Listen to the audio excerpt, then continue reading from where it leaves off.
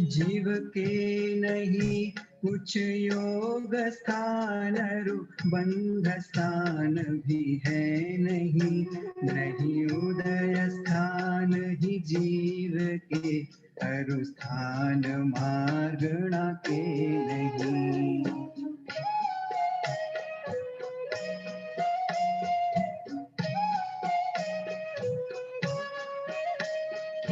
बंध स्थान न जीव के, संक्लेश स्थान भी है नहीं, जीव के विशुद्धि स्थान, संयम लब्धि स्थान भी है नहीं। नहीं जीव स्थान भी जीव के, गुण स्थान भी जीव के नहीं, ये सब भी खुदगल द्रव्य के, परिणाम है जानो यही।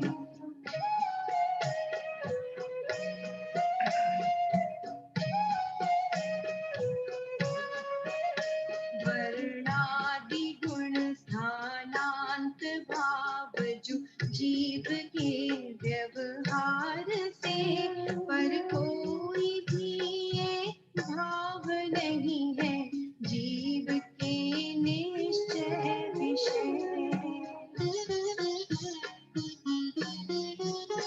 इन भाव से संबंध जीव का, क्षीर जलवत जानना, उपयोग गुण से अधिक तिस से, भाव कोई न जीव का।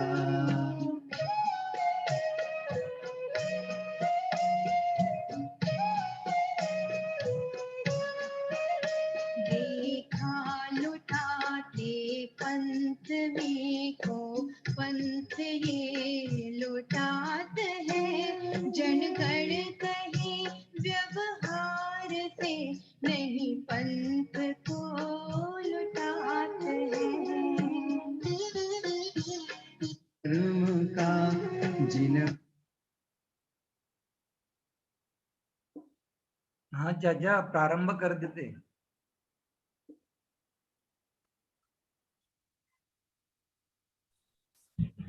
हाँ भैया शुरू करें। सुदर्शन जी। हाँ चाचा शुरू करूं? हाँ हाँ प्रारंभ करो। 1 मिनट।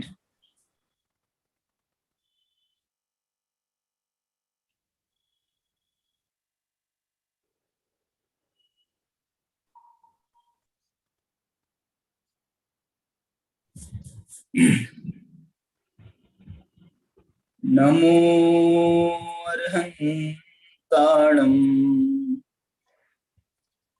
नमो सिद्धाणं, नमो आयर्याणं,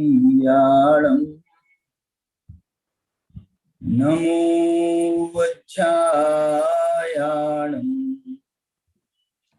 नमो लोये सव्वसाहूणम्।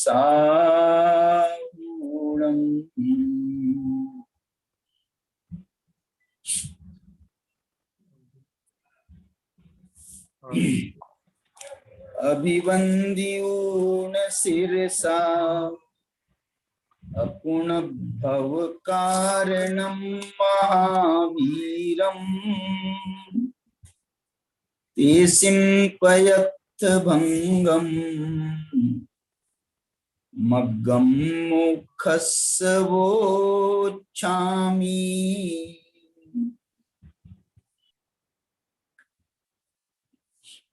एक सूचना आप लोगों को देना है, ये जो आप लोग वीडियो चालू करते हैं ना, ये जब इस पर आते हैं जूम पर, तो आपके चेहरे पर लाइट आनी चाहिए, आपके पीछे लाइट नहीं चाहिए, और आपके मोबाइल को लाइट नहीं चाहिए, आपके चेहरे को लाइट चाहिए। आपका चेहरा यदि लाइट में रहेगा तो मोबाइल का कैमरा जो है वो आपके लाइट को पकड़ेगा। इसलिए जो है ना, जैसे ये संभव जैन के पीछे बहुत लाइट आ रही है पीछे से, तो ये वो शायद धूप की आ रही है, जो भी है उसको ऐसी जगह बैठना पड़ेगा जहां से उसके चेहरे पर लाइट पड़े, पीठ पर लाइट नहीं पड़े। ऐसे आपको ये थोड़ा सा ध्यान देंगे तो ज्यादा अच्छे से आपका पिक्चर भी आएगा। चलिए, मंगलाचरण हो गया है और अब हम जो है मोक्ष मार्ग प्रकाशक ग्रंथ की जो हम चर्चा, मोक्ष मार्ग प्रकाशक ग्रंथ आगे लिखा जाता तो कैसे लिखा जाता, इस बात पर चर्चा कर रहे हैं।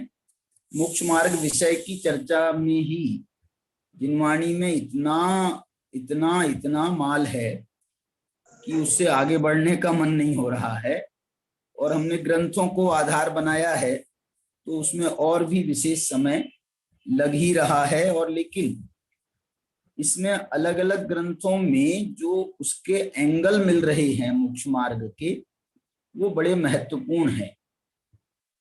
यहाँ पंचास्ती काय में तो उन्होंने मोक्ष मार्ग की चर्चा 9 पदार्थों के माध्यम से की। क्या बात है!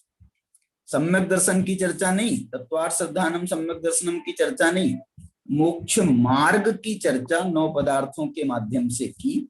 ये इसका एक बड़ा महत्वपूर्ण पहलू है और उस पर अपन ने पूरे 9 पदार्थों को मोक्ष मार्ग के अंतर्गत यहाँ पर समझने का प्रयास भी किया। यहाँ पर जो है हम अब अंतिम मोक्ष पदार्थ की चर्चा कर रहे हैं, और इस मोक्ष पदार्थ की चर्चा में आचार्य भगवान ने 4 गाथाएं लिखी हैं, जिसमें 2 गाथाओं में भाव मोक्ष का वर्णन किया है, और जिसका अपन विगत 2-3 दिनों से भाव मोक्ष का वर्णन पढ़ रहे थे। और अब आगामी 2 गाथाओं में माने 150 और 51 में भाव मोक्ष का वर्णन था। अब 152 और 53 में द्रव्य मोक्ष का वर्णन है, और इसके बाद में 154 गाथा से आगे तो उनका मोक्ष मार्ग संबंधी ही चूलिका है। माने मोक्ष मार्ग का ये तो वर्णन है, मोक्ष मार्ग का प्रपंच है ये, इसको उन्होंने मोक्ष मार्ग का प्रपंच कहा था। और अब जो 154 गाथा से बताने वाले हैं वो मोक्ष मार्ग संबंधी चूलिका है, निश्चय व्यवहार मोक्ष मार्ग संबंधी चूलिका, ये इसके बाद आएगी 154 गाथा से। अभी हमको द्रव्य मोक्ष का वर्णन पढ़ना है, और ये द्रव्य मोक्ष के वर्णन में बड़ा महत्वपूर्ण विषय आ रहा है, उसकी मैं चर्चा आपके साथ में करता हूं। देखो, मेरा जो मैंने स्टडी करी है उस स्टडी में क्या बातें निकल के आ रही हैं कि ये जो मोक्ष की चर्चा है ना, मोक्ष की चर्चा को इन्होंने 4 गाथाओं में वर्णन किया, और हम देख रहे हैं कि इन 4 गाथाओं की जो विषय वस्तु सामने आई है उसमें भी 4 प्रकार के शुक्ल ध्यान का विषय आया है। 150 में पृथकत्व वितर्क ध्यान की चर्चा लग रही है, 151 में एकत्व वितर्क ध्यान की चर्चा लग रही है, फिर 152 में सूक्ष्म क्रिया प्रतिपाती नाम के ध्यान की चर्चा है, और 153 में व्युपरत क्रिया निवर्ती नाम के ध्यान की चर्चा दिखाई दे रही है। आप देखिए, ये जब इन्होंने भाव मोक्ष की चर्चा की है तो उसे उन्होंने परम संवर का नाम दिया है। जब उन्होंने द्रव्य मोक्ष की चर्चा की है तो इसे उन्होंने परम निर्जरा का नाम दिया है। मतलब केवल ज्ञान की जो चर्चा है वो केवल ज्ञान की चर्चा को परम संवर नाम दिया गया है, और जिसके माध्यम से द्रव्य मोक्ष प्राप्त होता है, द्रव्य मोक्ष माने संपूर्ण मोक्ष प्राप्त होता है, वहां निर्जरा को शामिल किया गया है। बहुत मार्मिक हैं सब बातें। 150 और 51 में आप देखोगे तो 150 और 51 में आश्रव निरोध और आश्रव का अभाव, ये 2 बातें आई हैं। पहला जो 150 गाथा है वो आश्रव के निरोध की गाथा है। आश्रव के निरोध का नाम यहाँ संवर है, और आश्रव का जहां अभाव हुआ है, ये जिसकी चर्चा 151 में है, वहां आश्रव का अभाव हुआ है, तो वो आश्रव का अभाव होने से परम संवर है। क्या बोला फिर से? जहां आश्रव का निरोध है वहां संवर है, सामान्य संवर है कह सकते हैं। जहां आश्रव का अभाव है वहां परम संवर कह सकते, परम संवर उसको कहा ही गया है। वैसे इन्होंने दोनों गाथाओं को परम संवर का नाम दिया है, लेकिन ये जो परम संवर क्यों कहा जा रहा है मालूम? परम संवर इसको इसलिए कहा जा रहा है, लेकिन ये टीकाकार ने परम संवर उसको ऐसा कहा है। मैं जो आपको व्याख्या बता रहा हूं ना गाथाओं से, तो इसमें आप देखो तो 150 में आश्रव निरोध की बात है। 150 नंबर की गाथा देखिए आप। हेतुम अभावे नियमा जायति नानिस्य आश्रव निरोधो, ये आश्रव का निरोध है। अच्छा, और फिर बाद में आश्रव भावेन बिना जायति कम्मस्तु निरोधो, और आश्रव का निरोध होने पर कर्म का भी निरोध हो जाता है। अब इसके बाद में जो है ना, ये हुआ, ये तो हुआ पहला ध्यान, पहला शुक्ल ध्यान। पहले शुक्ल ध्यान का फल मालूम क्या होता है? पहले शुक्ल ध्यान का फल होता है यथाख्यात चारित्र। पहले शुक्ल ध्यान का फल है यथाख्यात चारित्र। यथाख्यात चारित्र किसे कहते हैं मालूम आपको? यथाख्यात चारित्र उसे कहते हैं जहां संपूर्ण रूप से कषाय का अभाव होता है। तो ये कषायों का अभाव करने वाला, चारित्र मोह का अभाव करने वाला ये ध्यान पृथकत्व वितर्क ध्यान है। और इसके माध्यम से इन्होंने देखो आश्रव का अभाव हो गया। ये आश्रव का जो अभाव हुआ है ना, ये आश्रव का अभाव हुआ है सांप्रदायिक आश्रव का। यहाँ ईर्यापथ आश्रव का अभाव नहीं हुआ है, क्योंकि यहाँ पर जो हेतु बताए गए हैं ना, योग भी हेतु है, लेकिन यहाँ पर अभी मिथ्यात्व, अविरति, प्रमाद और योग कषाय का अभाव हुआ है। योग का अभाव तो आगे वहां होगा 13वें 14वें में। 13वें में योग का निरोध होगा, योग का अभाव होगा 14वें में। तो यहाँ पर तो जो है अभी सांप्रदायिक आश्रव का निरोध हुआ, और ये सांप्रदायिक आश्रव का निरोध हुआ 150 गाथा में पृथकत्व वितर्क ध्यान के द्वारा नाम नहीं दिखा है, नाम नहीं लिखा है यहाँ पर पृथकत्व वितर्क। और लेकिन संधि कैसी बढ़िया मिली है कि गाथाएं 4 हैं, ध्यान 4 हैं, और ध्यान 4 हैं और कार्य 4 हैं।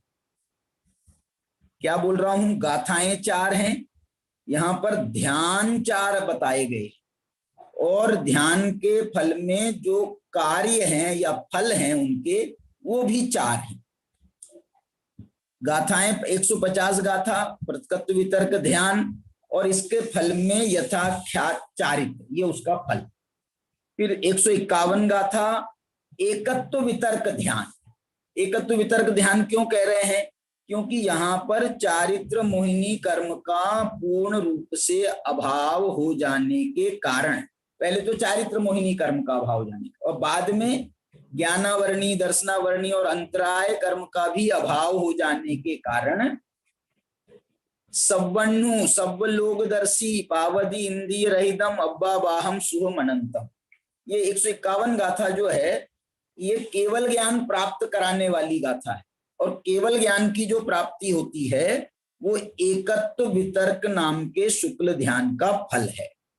ये दूसरी गाथा, दूसरा ध्यान और दूसरा जो केवल ज्ञान रूपी फल है उसकी प्राप्ति हो गई। अब आप देखिए फिर 152 नंबर की गाथा। तो 152 नंबर की गाथा है ये इस मोक्ष पदार्थ के वर्णन की तीसरी गाथा।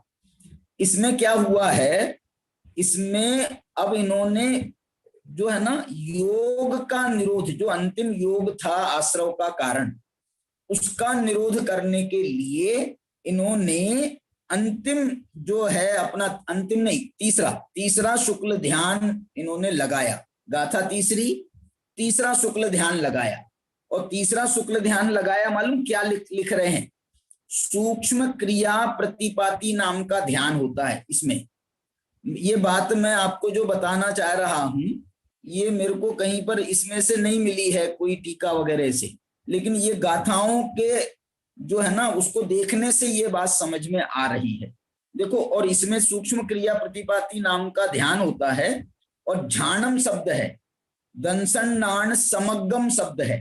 दर्शन ज्ञान के समग्रता में माने सर्वज्ञ भगवान को, सर्वदर्शी भगवान को जो ध्यान होता है उसकी चर्चा है। वो कौन सा ध्यान होता है? तीसरा ध्यान होता है। और ये तीसरा ध्यान कैसा होता है? सूक्ष्म क्रिया प्रतिपाती नाम का ध्यान होता है। ये सूक्ष्म क्रिया प्रतिपाती को इन्होंने देखो क्या शब्द दिया है, अन्न दव्य संयुक्तम, नो अन्न द्रव्य संयुक्तम, माने जो अन्य द्रव्य से संयुक्त नहीं है, माने उन्होंने क्रियाओं का निषेध कर दिया है। तो जो मन संबंधी क्रिया होती थी, वचन संबंधी, काया संबंधी, माने इनका निरोध किया है। पूरा अभाव नहीं हुआ है अभी, लेकिन इनका निरोध करके सूक्ष्म क्रिया प्रतिपाती ध्यान किया है। माने स्थूल रूप से सारी क्रियाएं बंद हो गई हैं, अभी बिल्कुल बस सूक्ष्म क्रियाएं चल रही हैं, बिल्कुल सूक्ष्म क्रियाएं। सूक्ष्म क्रिया कौन सी है कि जैसे कर्मों की स्थिति कम ज्यादा हो रही है तो उसको अभी बराबर करना है, ये सूक्ष्म क्रिया चल रही है। उसके माध्यम से जो केवली समुद्घात करना है, ये सूक्ष्म क्रिया चल रही है। अभी उन्होंने ये योग निरोध मालूम कैसे होता है 13वें गुणस्थान के अंत में।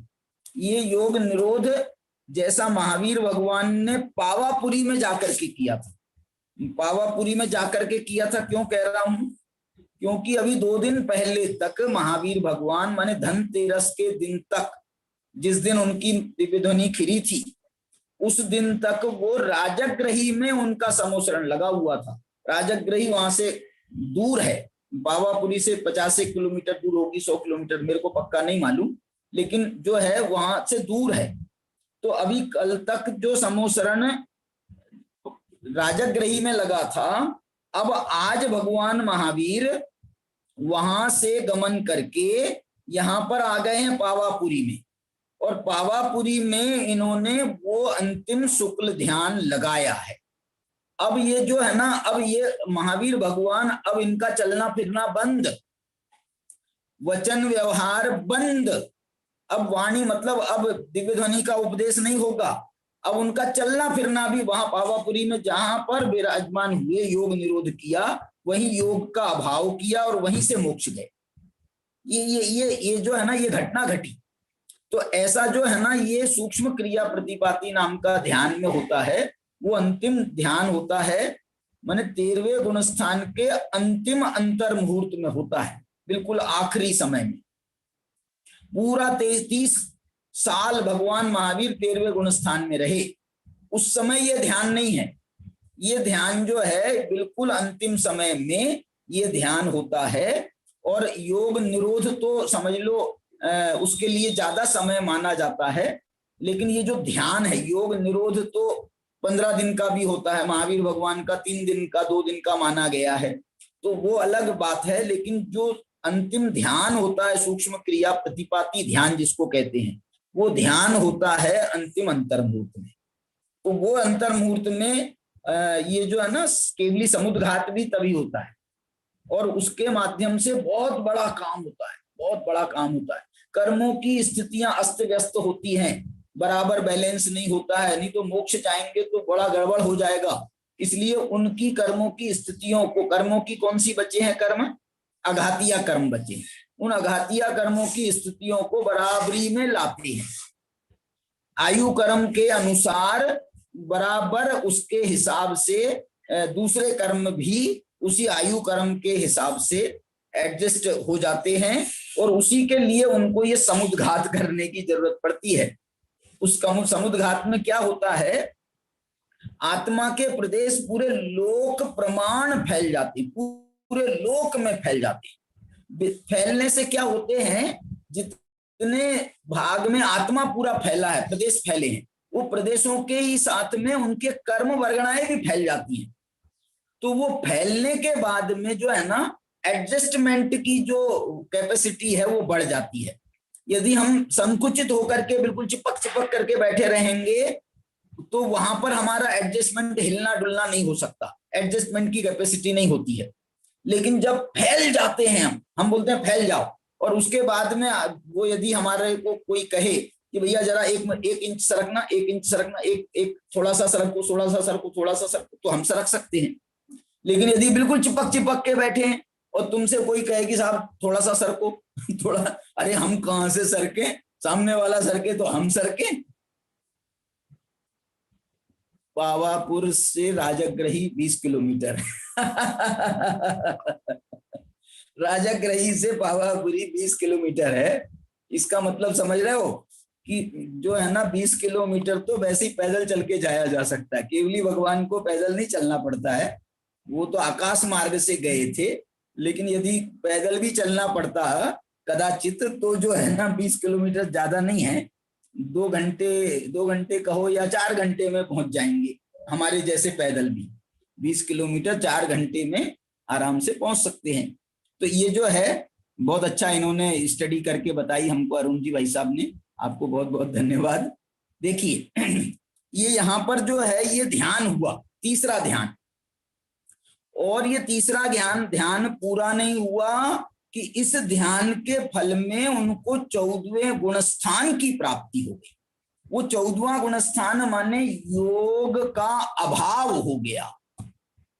देखो पहले शुक्ल ध्यान में कषाय का अभाव करने का प्रयत्न होता है, दूसरे शुक्ल ध्यान में कषाय का अभाव होता है, तीसरे शुक्ल ध्यान में योग का निरोध होता है, माने योग का अभाव करने का ध्यान है वो, और चौथा शुक्ल ध्यान जो है वो योग के अभाव का है। देखा आपने क्या बोला फिर से?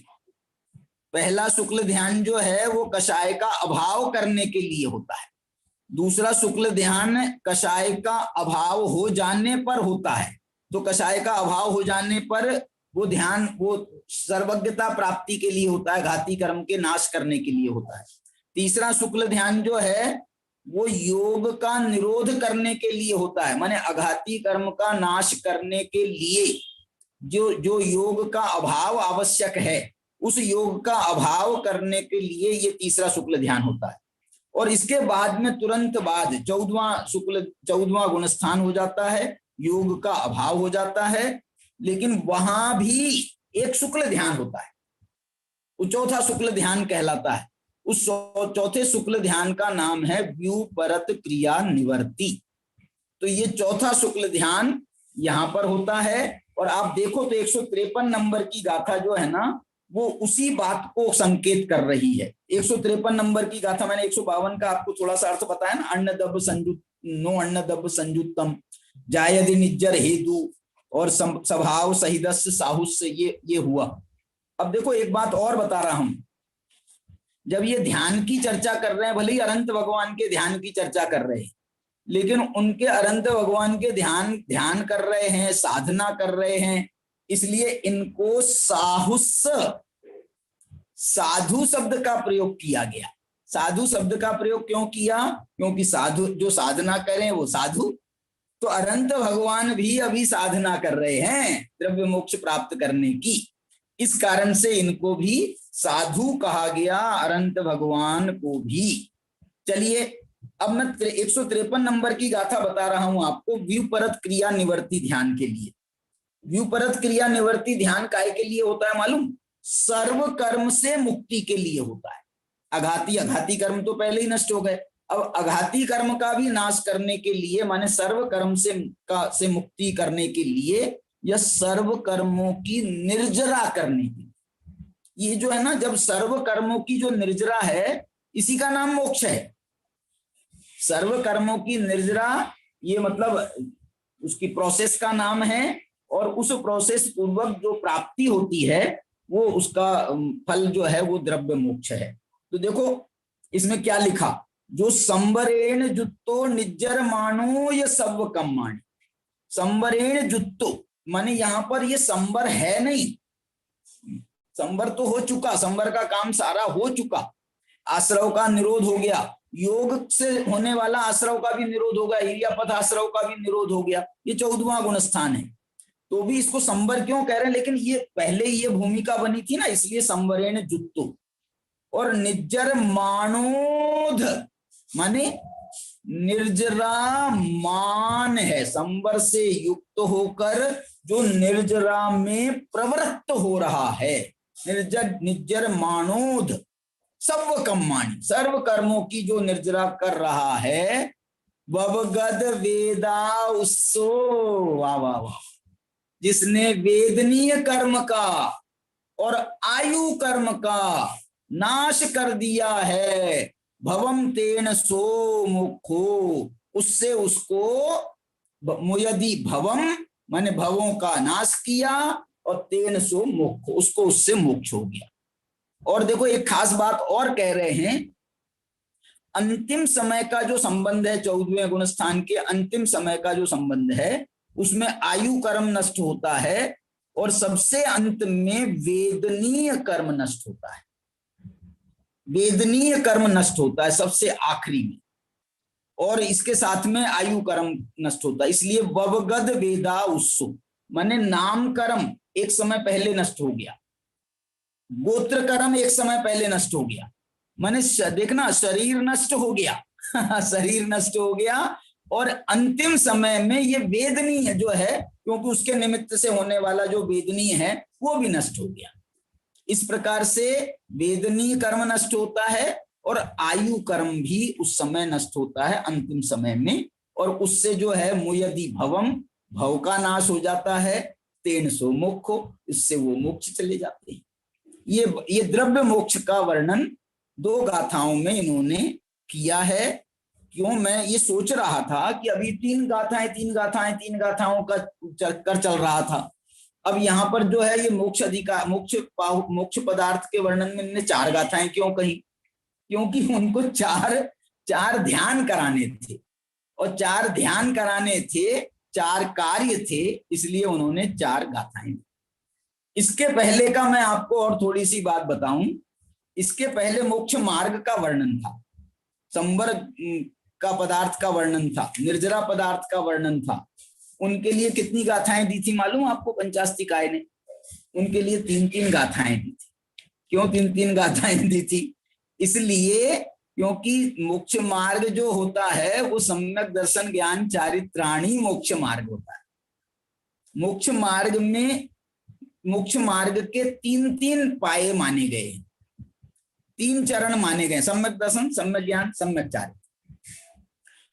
तो इसलिए जो है उन्होंने संवर में भी 3 गाथाएं कही थी, निर्जरा में भी 3 गाथाएं कही थी, और आश्रव और बंध जो हैं, आश्रव और बंध हैं, ये आश्रव और बंध भी मिथ्या दर्शन ज्ञान चारित्र के रूप में देखें तो संसार मार्ग के कारण से इनके भी 3-3 मुख्य कारण बनेंगे।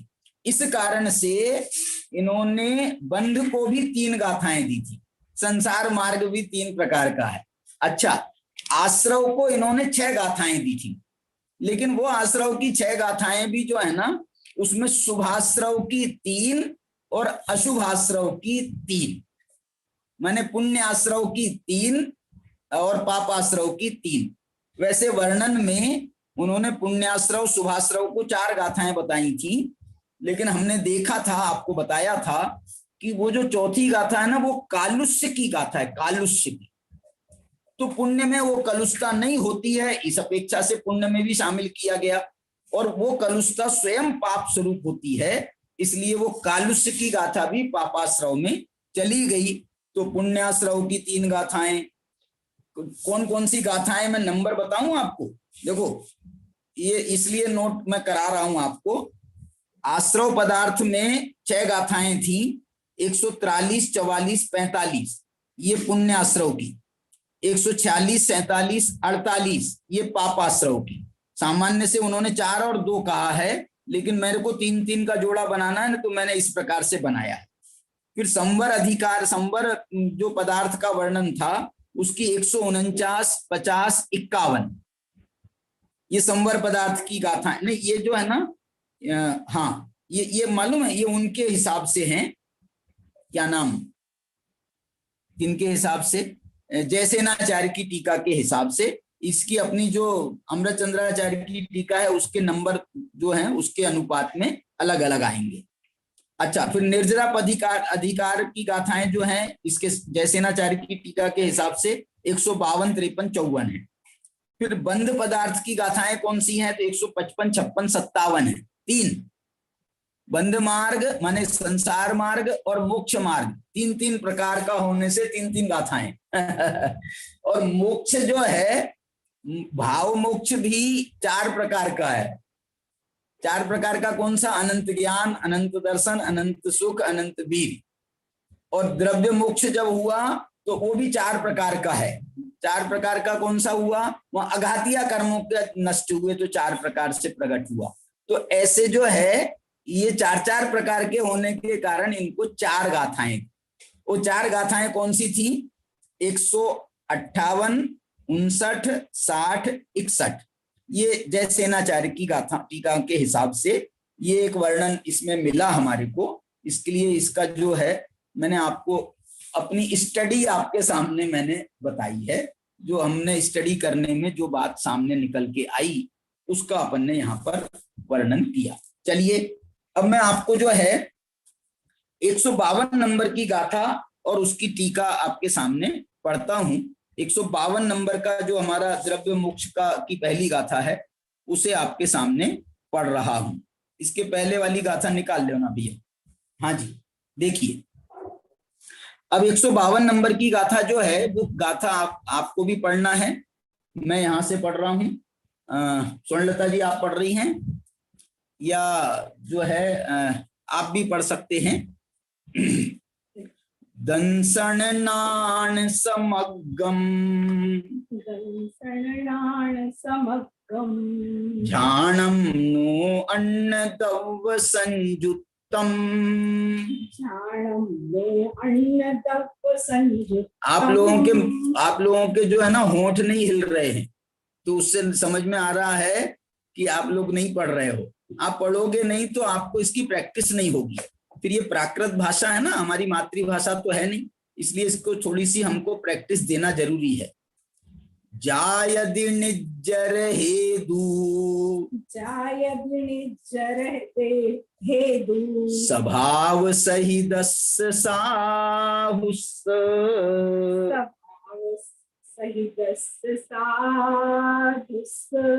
देखो इसमें जो मैंने कहा ना, आपको साधु शब्द कह रहे हैं। साधु क्यों? क्योंकि जब साधना करें, एवं भूत ने ऐसा कहता है, एवं भूत ने एवं भूत ने कहता है कि भगवान जब समो शरण में बैठे हैं, उपदेश दे रहे हैं, सिंहासन के ऊपर विराजमान हैं, समो शरण में उनका वैभव दिखाई दे रहा है, तो ये तो उनकी परमात्मा की अवस्था है, परम पद में स्थित हैं। अभी साधना नहीं कर रहे, लेकिन जब उनको साधना करना पड़ा तो उन्होंने अपने पद का त्याग किया।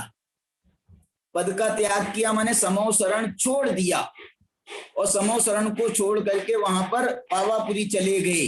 तो ये जो है ना, उनने अपने सारे वैभव को छोड़ा। देखो जब दीक्षा लेते हैं तब भी वैभव छोड़ते हैं जैसे हमारे वो है ना, शांतिनाथ, कुंतुनाथ, अरनाथ, ये 3 भगवान ने चक्रवर्ती पद का वैभव कब छोड़ा था मालूम? जब इनने दीक्षा ली थी, मुनि दीक्षा ली थी, और जब योग निरोध करने लगे तो योग निरोध के समय भी इन्होंने अपना पूरा वैभव छोड़ा था। वो कौन सा वैभव था? समो शरणादि विभूतियों से जो सहित होते हैं, तो ये विभूतियां भी उनने छोड़ दी। बोलने का भी जो वो था वो भी छोड़ दिया। अरे इतने हजारों लोग सुन रहे हैं, हजारों लोग, लाखों लोग सुन रहे हैं, अब ये सब जो है हम बंद कर देंगे तो ये सब लोगों को कौन उपदेश देगा? अब भगवान मोक्ष जाना है कि नहीं जाना है मोक्ष जाना है तो अब ये तो छोड़ना पड़ेगा। मैं ये नहीं कह रहा हूं ये लोभ तो छोड़ना पड़ेगा, क्योंकि लोभ तो उनको पहले ही छूट गया है, लोभ नहीं है, लेकिन जो है वो अब क्रियात्मक रूप में भी अब छोड़ना है, छोड़ना तो होगा। मोक्ष जानने की बिरिया आ गई है तो अब सब ये छोड़ो।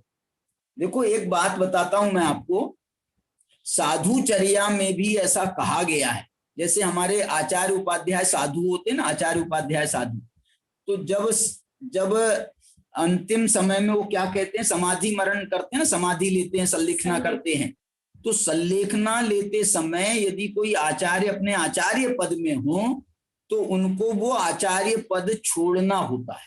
वो अपना आचार्य पद दूसरे को दे दिया, विकल्प से मुक्त हो जाते। उपाध्याय का पद है तो वो उसका त्याग कर देते हैं, पदों का त्याग कर देते हैं। और कौन से पद में आते हैं बताओ? साधु के, सामान्य साधु के पद में आते हैं। सामान्य साधु माने क्या? साधु शब्द माने क्या बताया? साधना करे सो साधु। तो अब ये साधु बन गए, अब साधना करने के लिए उद्यत हो गए हैं। अब उपदेश नहीं देना है, अब संग नहीं संभालना है, अब समूह शरण में नहीं बैठना है, भगवान के लिए कह रहा हूं, अब उपदेश नहीं देना है। देखना यहां पर क्या होता है, आचार्य जो हैं वो संघ का संचालन करते हैं और उपाध्याय उपदेश देते हैं, पढ़ाते हैं। आज और भगवान की अवस्था में हम देखें तो समूह शरण में बैठ करके वो जो है ना समूह शरण में बैठे हैं, ये उनका एक पद में बैठे हैं, परम पद में बैठे हैं, बड़े उत्कृष्ट पद में बैठे हैं। और उसके बाद में जो उपदेश दे रहे हैं तो ये उपाध्याय जो कार्य करते हैं तो वो ये भी करते हैं, उपदेश देते हैं, उपदेश देते हैं। तो ये उनका आचार्य और उपाध्याय दोनों का काम कर रहे हैं अरहंत भगवान। लेकिन यहाँ पर जब पद छोड़ना पड़ा तो उन्होंने भी अपना पद छोड़ा, पद छोड़ दिया उनने भी अपना। तीर्थंकर का पद था, तीर्थंकर का पद। तो ये तीर्थंकर का अर्थ होता है तीर्थ की प्रवृत्ति जो करे उसका नाम तीर्थंकर। तो अब बोलते हैं नहीं हमको नहीं करना अब तीर्थ की प्रवृत्ति, अब हमको नहीं करना है तीर्थ की प्रवृत्ति। क्यों नहीं करना है? अरे अपना अब अपने कल्याण की बारी आ गई है, अब अपने मोक्ष जाने की बारी आ गई है, अब अपने को अपना कल्याण करना है। अब जितना उपदेश देना था दे लिया, जितना होना था हो गया। जिनका क्या बोलना चाहिए, जिनकी कालब्धि पक गई थी और जिनका होनहार अच्छी थी उनको मिल गया, ऐसा विचार करके महावीर भगवान ने, सारे तीर्थंकरों ने, सभी तीर्थंकरों ने अपने अपने पद का त्याग कर देते हैं। अरहंत भगवान बनकर के भी तीर्थंकरत्व के पद का त्याग कर देते। तीर्थंकरत्व के दो देखो, तीर्थंकर की परिभाषा है ये, क्या परिभाषा है बताओ? तीर्थंकर किसे कहते हैं? आपने बालबोध पाठमाला भाग 1 में पढ़ा होगा। तीर्थंकर किसे कहते हैं? जो धर्म तीर्थ का उपदेश देते हैं। देखो इनने धर्म तीर्थ का उपदेश देना बंद कर दिया। और जो समूह शरणादि विभूतियों से सहित होते हैं, इस समूह शरण की विभूति भी छोड़ दी।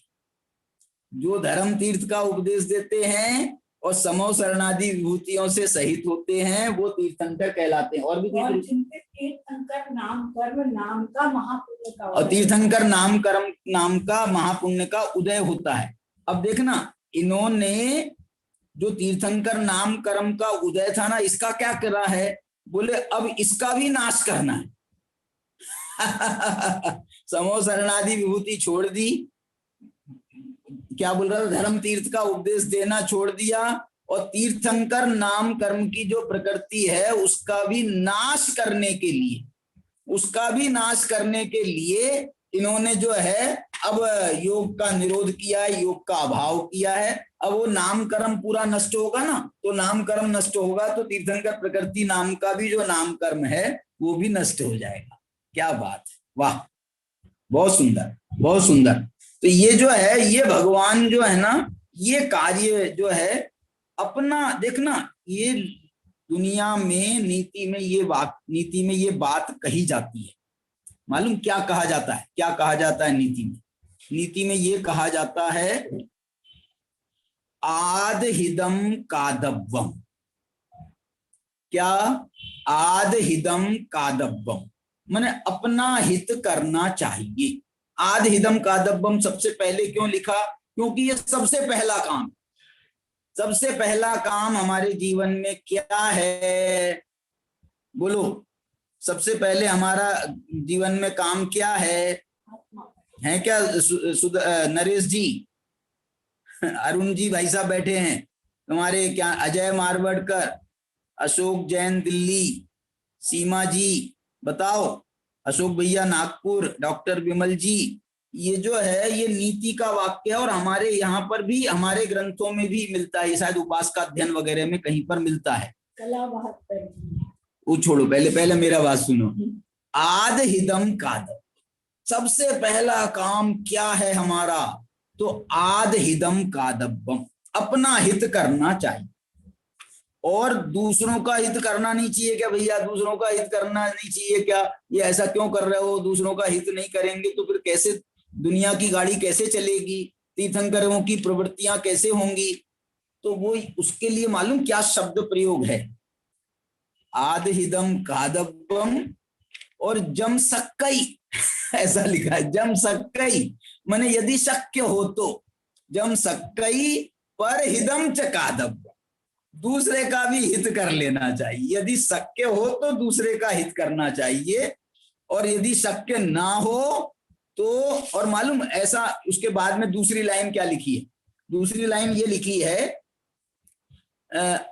आद हिद और पर हिद हिदादो, ऐसा लिखा है उसमें।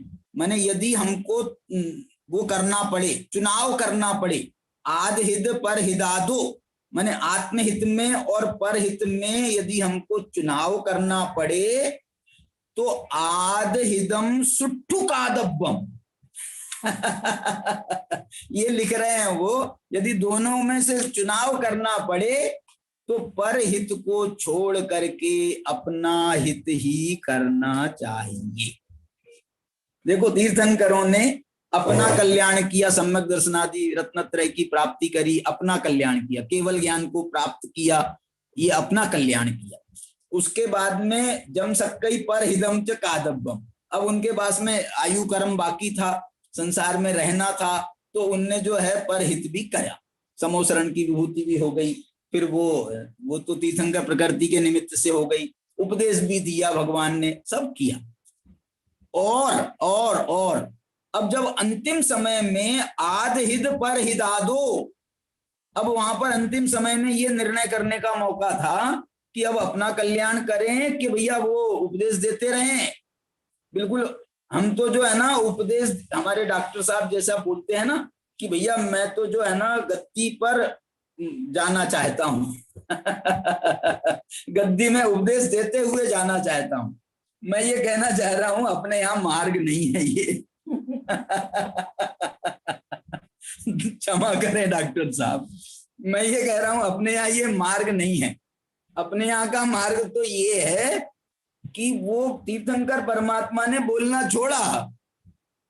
छोड़ करके वो समाधि, एक प्रकार का जैसे समाधि लेते हैं ना मुनिराज, डॉक्टर साहब तो कह रहे हैं हम तो समाधि में ही है, तो जो है वो समाधि में वहां पहुंच जाते हैं, योग निरोध करते हैं, वो ध्यान करते हैं, बिल्कुल अपना सारा अपना काम करते हैं, अपना काम करने के लिए उद्यत होते हैं। जैसे केवल ज्ञान के पहले उनने अपना काम करा, तीर्थंकरों ने अपना काम किया, उपदेश नहीं दिया। ऐसे ही जब मोक्ष जाने का मौका आया तो अभी दिन बाकी थे, 2 दिन बाकी थे ना, तुमको मोक्ष तो परसों जाना है ना, दीपावली के दिन जाना है, तुम अभी से क्यों जा रहे हो? अरे नहीं अब वो हो गया, 2 दिन का समय तो दे दो यार उनने आदिनाथ भगवान का शायद ऐसा कथन है, मेरे को पक्का याद नहीं है, 1 महीने का योग निरोध था आदिनाथ भगवान। उनको तो वहां पर हिमालय पर्वत पे जाकर के उनने योग निरोध किया था ना, कैलाश पर्वत पे जाकर के मोक्ष जाना था वहां पर, तो वहां जाकर के जो है जो भी है, तो उनने वहां 1 माह का समय है शायद उनका 1 माह का योग निरोध है। चलिए 152 नंबर की गाथा है, अभी अपन ने गाथा पढ़ी। साधु शब्द की व्याख्या मैंने करी आपको, ये साधु माने साधना का कार्य है, इसलिए कुंद भगवान देखो शब्दों का चुनाव भी बड़ा चुन चुन करके करते हैं। यहां पर कौन सा शब्द कहना चाहिए, ये भगवान को कह रहे हैं, केवली परमात्मा को कह रहे हैं, अनंत भगवान की अवस्था को कह रहे हैं, और उनको साधु लिख रहे हैं। अरे लेकिन साधना करने गए ना, इसलिए साधु लिखना उचित है।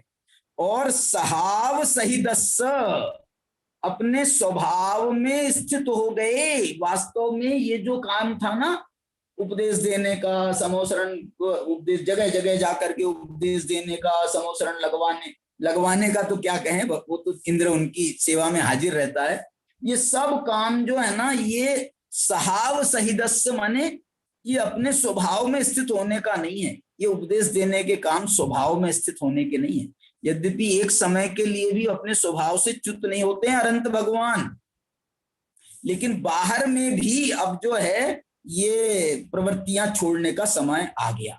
अन्य द्रव्य संयुक्तम, अन्य द्रव्य से संयुक्त जो क्रियाएं हैं उनको छोड़ दिया और अपने स्वभाव सहिदस्य, अपने स्वभाव में स्थित हो गए। जायदि निर्जर हेतु, ये निर्जरा का हेतु बना। क्या निर्जरा का हेतु बना? ध्यानम, ध्यान हेतु बना। किसका ध्यान है ये? दर्शन नाण समग्रम, अनंत भगवान का ध्यान है जो दर्शन ज्ञान से समग्र हैं, उनके ध्यान की यहाँ पर बात कही गई है। ये बहुत ही जोरदार बात इसमें आई है।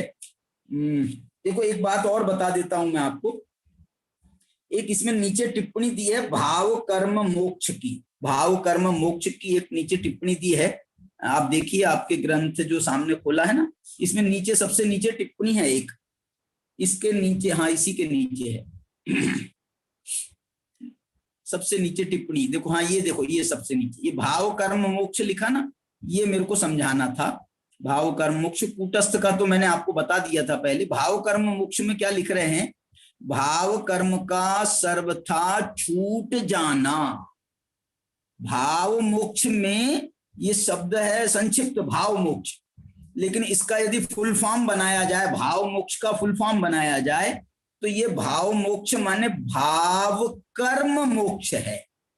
और भाव कर्म मोक्ष किसे कहते हैं? भाव कर्म नाम है राग द्वेष मोह का। अब यहां पर इन्होंने भाव कर्म मोक्ष में एक शब्द और डाल दिया बीच में कोष्टक में, आप देखो तो ज्ञप्ति क्रिया में क्रम प्रवृत्ति का अभाव होना वह भाव मोक्ष है। क्या हो रहा है? केवल ज्ञान हुआ ना, तो उनका जो ज्ञान में ज्ञप्ति क्रिया जो हो रही है वो एक समय में हो रही है, युगपत हो रही है, क्रम प्रवृत्ति नहीं हो रही। एक एक करके पदार्थों को नहीं जान रहे, क्रम क्रम से नहीं जान रहे। अरे जानने में क्रम तो है ही नहीं, उनके दर्शन ज्ञान में क्रम नहीं है। पहले दर्शन होता है बाद में ज्ञान होता है, उसमें भी क्रम नहीं है। तो ये सारी क्रम प्रवृत्ति का अभाव होना वह भाव मोक्ष है। इस क्रम प्रवृत्ति में अल्पज्ञता मुख्य रूप से कारण है। और निचली अवस्था में यदि हम देखें, ये तो अल्पज्ञता तो 12वें गुण स्थान में भी है, लेकिन और निचली अवस्था में देखें तो ये जो राग द्वेष मोह वाला भाव कर्म भी वहां रहता है। इसलिए यहाँ पर इनने इस प्रकार से भाव मोक्ष बताया। दूसरा भाव मोक्ष देखो कितना बढ़िया बताया, जो मैंने आपको बताया था। भाव मोक्ष माने भाव रूप मोक्ष। देखो, अथवा सर्वज्ञ सर्वदर्शी पने की और अनंत आनंदमय पने की प्रगटता होना, उसका नाम भाव मोक्ष है। तो ये जो है ना, भाव मोक्ष में भाव कर्म मोक्ष भी और भाव रूप मोक्ष भी ये इसमें शामिल हो जाता है। और ध्यान को यदि हम शामिल करें तो भाव से मोक्ष माने ध्यान करके मोक्ष प्राप्त होता है। इस प्रकार से ये भाव कर्म मोक्ष की अवस्था का इन्होंने यहाँ पर वर्णन किया है। अब इसकी जो टीका है, अभी मैं टीका पढ़ना प्रारंभ नहीं करता हूं क्योंकि उसमें अभी समय है और अपने को अपना समय जो है पूरा हो गया है लगभग, इसलिए जो है, और मैं थोड़ा सा आप लोगों को भी बोलना है, बच्चों से पूछना है, इसलिए उसके लिए भी समय रहना चाहिए। इसलिए मैं कोशिश कर रहा हूं कि मैं 45 से 50 मिनट के अंदर अपना व्याख्यान पूरा कर दूं। तो अभी मैं अपने व्याख्यान को यहाँ पर पूर्णता देता हूं और आपसे आपको जो भी चर्चा करनी है आप अवश्य करें। हाँ, सुदर्शन जी।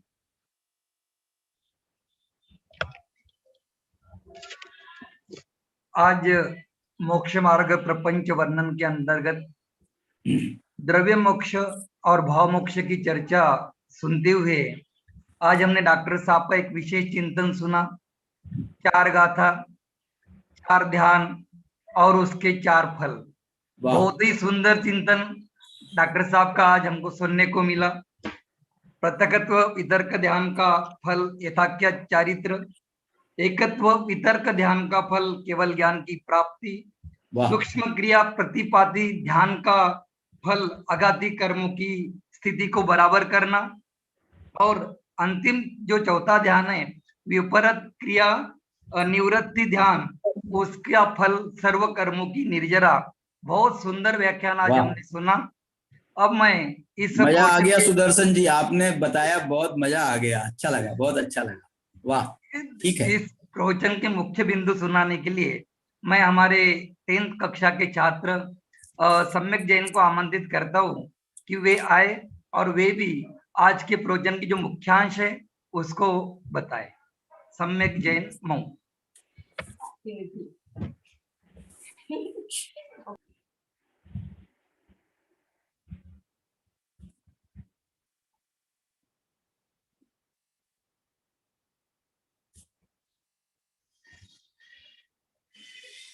बोलो बेटा, सम्यक। जय जैन भैया। आज जय आज हिंद हमने भैया। जूम के माध्यम से डॉक्टर राकेश जी शास्त्री के हमने प्रवचन सुने। उसमें से मैंने कुछ मुख्य बिंदु निकाले हैं, वो इस प्रकार हैं। भाव मोक्ष को परम संवर नाम दिया है और द्रव्य मोक्ष को परम निर्जरा नाम दिया। और गाथाएं उसमें बताई थी। गाथाएं 4 होती हैं, उसमें ध्यान 4 होते हैं, और ध्यान 4 होते हैं, उसमें कार्य 4 होते हैं। सूक्ष्म क्रिया प्रतिपाती नाम का ध्यान होते हैं। सूक्ष्म क्रिया प्रतिपाती को गाथा में कहा अर्णदव संयुक्तम। महावीर भगवान का अंतिम शुक्ल ध्यान पावापुरी में हुआ है। 33 साल भगवान महावीर शुक्ल ध्यान में रहे। पहला शुक्ल ध्यान कसाय का सुनो अभाव सुनो, होता है। 33 साल नहीं रहे, 33 साल नहीं रहे। 33 साल तो दीक्षा, 30 साल तो दीक्षा में रहे, अंत में हुए जब 30 केवल, हाँ सॉरी सॉरी सॉरी, 30 साल पहले मतलब केवल ज्ञान जब हुआ तो उसके पहले 2 ध्यान हुए, पृथकत्व वितर्क और एकत्व वितर्क। और फिर जब मोक्ष हुआ तब 2 ध्यान हुए, सूक्ष्म क्रिया प्रतिपाती और व्युपरत क्रिया। बीच में 30 साल जो है उपदेश, भगवान उपदेश में रहे, अपने केवल ज्ञान का आनंद भोगते रहे, इसलिए वो ध्यान का काल नहीं माना जाता है। चलिए, हाँ बताओ बेटा। ठीक है, ठीक है, और आगे। पहला शुक्ल ध्यान कसाय का अभाव होता है। दूसरे शुक्ल ध्यान में कसाय का अभाव हो जाता है। और तीसरे शुक्ल ध्यान में योग का अभाव होता है। और चौथे शुक्ल ध्यान में योग अभाव हो जाता है। ऐसे योग का 4 देखो, शुक्ल इसको ध्यान होता योग, है। पहला पहला शुक्ल ध्यान जो है वो कषाय का निरोध करने का है। फिर दूसरा शुक्ल ध्यान निरोध करने कषाय का के अभाव का है। तीसरा शुक्ल ध्यान योग के अभाव। निरोध का है। चौथा शुक्ल ध्यान योग के अभाव का है। अच्छा बताया तुमने। हाँ बेटा। अरिहंत भगवान साधना कर रहे साधना कर रहे हैं, इसलिए उन्हें साधु पद दिया है। वाह और वाह। नेक्स्ट पॉइंट, आखिरी में भगवान के चौथे 14वें गुण स्थान में आखिरी में वेदनीय कर्म नष्ट होता है। उसके साथ ही में आयु कर्म भी नष्ट हो जाता है। बहुत सा, सुंदर। साधना करे सो साधु। शक्य हो तो दूसरे का हित कर लेना चाहिए। जय हिंद। सुनो सुनो सुनो, शक्य हो तो उसके पहले क्या करना चाहिए? आद हिदम कादब्बम, सबसे पहला काम है अपना हित करना चाहिए। दूसरा अपना हित काम जो करना। है वो दूसरा काम है दूसरों का हित करने का।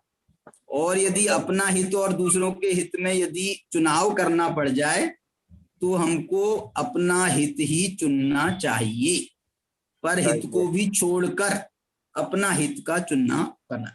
बहुत अच्छा बेटा। कौन सी क्लास के लिए आए हो आप? सम्यक। 10th class. अच्छा, इसने मतलब अच्छी पकड़ है, आपने अच्छे से समझा और उसको प्रस्तुत किया। बहुत बहुत बहुत बढ़िया, बहुत अच्छा बेटा, धन्यवाद आपको। बहुत बहुत क्या बोलते हैं, शुभकामनाएं।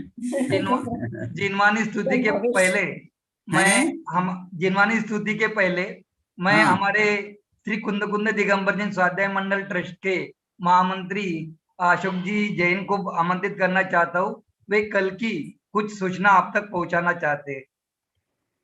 हाँ चाचा। हाँ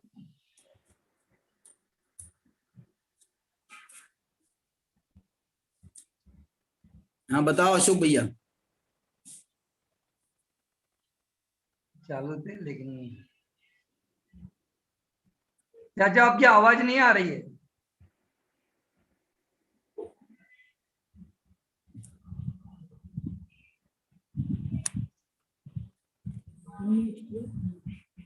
अनम्यूट तो है, आवाज नहीं आ रही।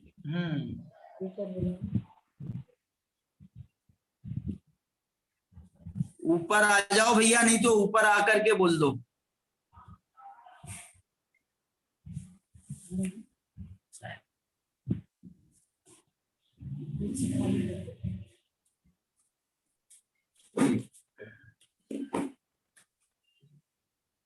सभी सादरमी भाइयों को सादर जय जिनेन्द्र। हेलो। हाँ आवाज आ रही है, बोलो आप। हाँ, कल श्रुत पंचमी का महापर्व है और अपन तो हर वर्ष उसको बहुत उत्साह के साथ में मंदिर जी में मनाते थे, लेकिन पिछले 2 वर्षों से इस कोरोना काल के कारण उसको अपन ज्यादा बढ़िया रूप से नहीं मना पा रहे थे। कल जो है सुबह का जो कार्यक्रम और शाम का कार्यक्रम इस उपलक्ष्य में ऑनलाइन से रखा गया है।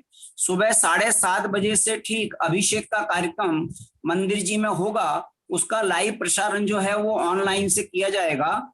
उसके बाद में श्रुत पंचमी की पूजन होगी और अंत में श्रुत पंचमी महापर्व के ऊपर जो मांगलिक प्रवचन डॉक्टर राकेश जी शास्त्री का होगा। इस प्रकार 7:30 बजे से 10 बजे तक ये पूरा कार्यक्रम अपना चलेगा। उसी प्रकार रात्रि में 7:30 बजे से ऑनलाइन जो है अरहम पाठशाला के द्वारा एक अच्छा कार्यक्रम जिनम पाठशाला के तत्वावधान में एक 7:30 बजे से रात्रि में एक कार्यक्रम आयोजित किया गया है। कंठ पाठ प्रतियोगिता का बहुत अच्छा सांस्कृतिक कार्यक्रम है, उसमें भी आप पूरा भाग लेंगे ऐसा निवेदन है। विद्या निकेतन के छात्रों से निवेदन है कि कल 7:30 बजे से अवश्य सभी लोग जुड़ जाएं और सभी साधर्मी भाइयों से भी निवेदन है कि वे अपने अपने घर में जिनवाणी को सजा करके रखें, ताकि उनका हम यहाँ पर ऑनलाइन जो है उनके घर का भी जितना किसने जितना सजाया है वो सब हम यहाँ पर दिखाएंगे। इसलिए सभी भाइयों से निवेदन है कि सुबह और रात्रि के सभी कार्यक्रमों में अपने अधिक से अधिक उपस्थिति दर्ज कराएं। सादर जय जिनेन्द्र।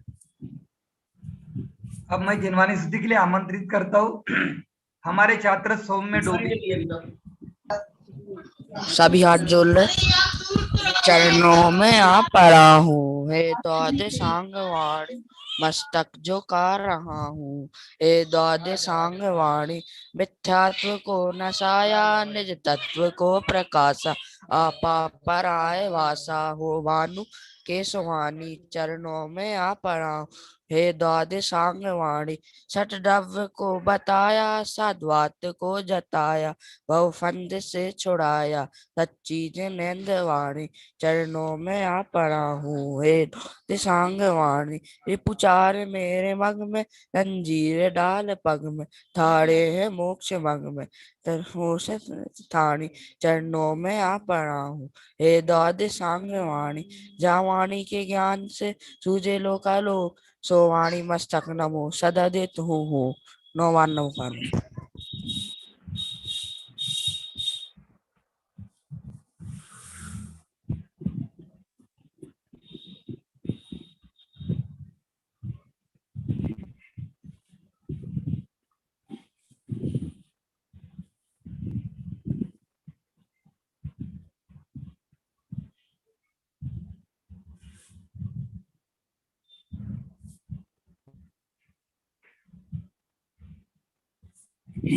जय बोलो द्वादशांग रूपी जिनवानी माता की जय। सभी को जय जिनेन्द्र। सभी को जय जिनेन्द्र। हमारे सारे साधर्मी जो लोग हमारे साथ में जुड़े हैं, बच्चे लोग, सभी को जय जिनेन्द्र। अशोक भैया, अजय जी मारवटकर, डॉक्टर बिमल जी, प्रक्षाल जी ये तो विद्यार्थी हैं, राहुल जी देवड़िया हमारे साथ में जुड़े हैं, सीमा जी, सुरेश डायमंड जी, सभी को जय जिनेन्द्र। चलिए कल मिलते हैं। कल श्रुत पंचमी पर्व हमको बड़े उत्साह के साथ में मनाना है, उसकी कथा भी कल सुनेंगे श्रुत पंचमी पर्व की। जय जिनेन्द्र।